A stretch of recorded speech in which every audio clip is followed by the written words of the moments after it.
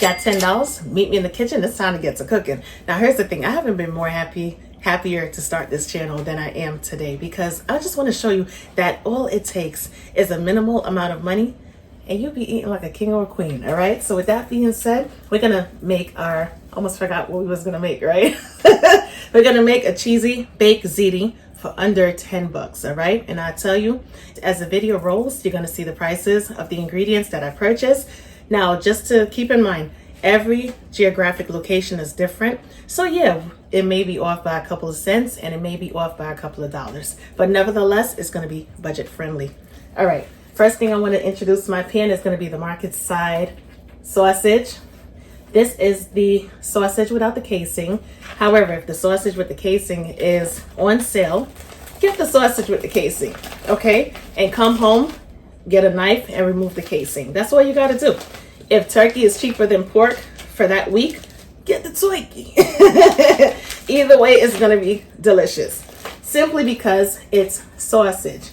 When it comes down to sausage, it's already pre-seasoned. That's another thing. So that prevents us from having to buy or utilize a ton of different seasonings. Sausage usually has garlic in there, fennel, which is absolutely tasty. All right. Not only does it give it a nice aroma, but it helps with the taste as well. Let me just put it in here like this and just take this off. All right. That's how we're going to do this. We're going to turn the stove on and we're going to cook our sausage until it's no longer pink. Like I was saying, some sausages are infused with garlic, basil, oregano, so many different herbs, not to mention spices as well, like garlic, and so on and so forth. In the background, I have my water boiling, and that's going to be for our pasta in a couple of seconds. Check our sausage out. It has that perfect caramelization going on. About another 2 minutes, and we'll be ready to rock. I'm going to break it down a little bit more, simply because I want to stretch it as far as we could possibly stretch it, right? And if we leave it in chunky bits, yeah, it's going to taste good on the palate. But nevertheless, it's not going to stretch as far. Our sausage is finished. Check it on out. Look at those nice little brown bits. Perfectly toasted and ready to go. All right, to this, we're going to add some marinara.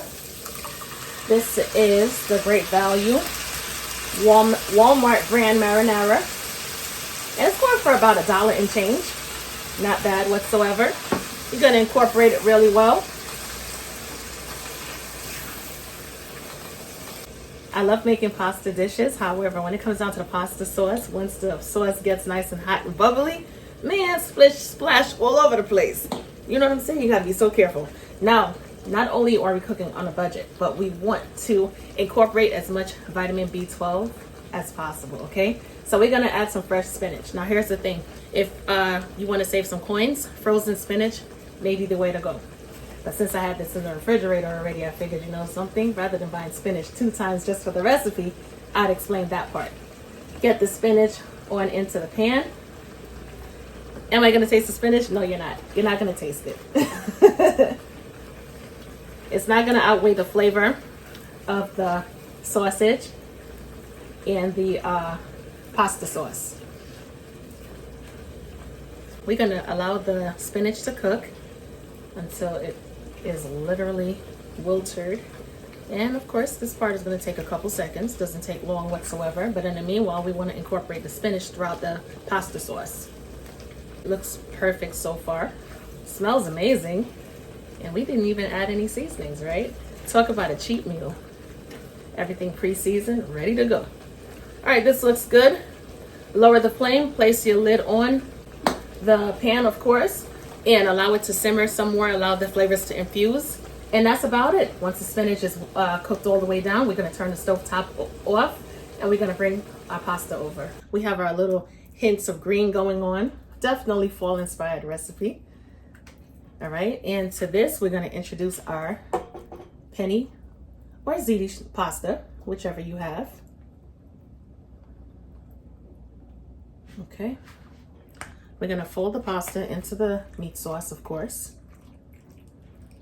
And at this point in time, you could choose to place it in the oven like this, or you could choose to enjoy it like this, right? Without adding the additionals. This is one of those meals where it's going to be left up to you to decide how you want to indulge and enjoy this delicious meal. But for me, I'm not going to stop here.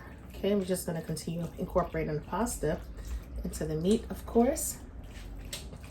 And if I really wanted to, I could use this pan because it's oven proof or oven safe. So it's totally up to me as far as whether or not if we're going to transfer all of our beautifulness into a casserole dish, which is what I'm going to do. Have some more pasta. That was definitely not going to fit into the pan of baked ziti. I'm going to bring this on over. All right, and we're going to take our time and incorporate the meat with the pasta.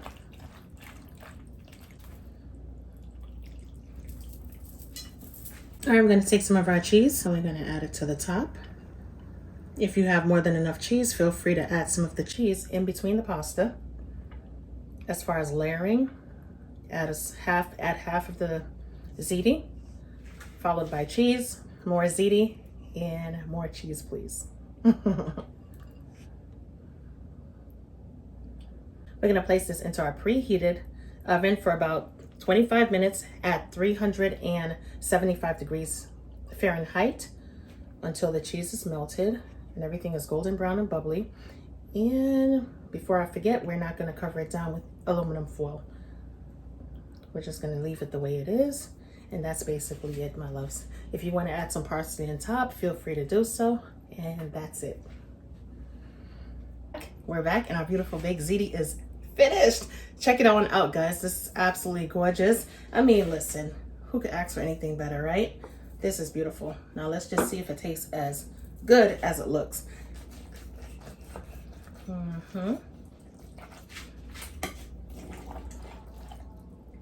right, we have some cheese pull going on. Ooh, look at all of the meat and sauce and everything else.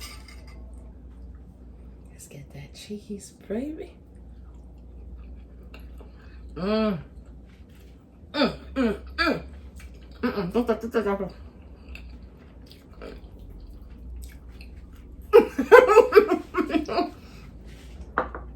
Wow, absolutely delicious. The flavor is amazing. Now here's the things, my love. Now here's the thing, my love. The flavors are so delicious, my tongue is tied. What I want you to do is prepare this for the holiday. If you celebrate the holidays, guess what? Nobody have to know that you've only spent $9.25 for today's dinner. Yes, you heard me correctly. Today's dinner was $9.25. 75 cents left over, baby. Don't forget to like, share, subscribe, and I will definitely keep these recipes coming because these budget-friendly recipes, it just goes to show you don't need 80 bucks to put food on the table. And the great thing about this recipe is it's going to feed anywhere between 4 to 6 people. If you are a person who likes small portions, it could feed even more. If you're a greedy person like me, guess what? This right here is enough for one person. No, I'm just playing. But nevertheless, absolutely delicious, packed with tons of flavors. As you saw, we didn't have to season with any additional seasonings because our sausage was pre-seasoned. Anyway, y'all, I'm not going to keep you back any longer. Just know that these recipes are going to continue coming, and I will catch you in another video. Talk to you later. Bye, guys.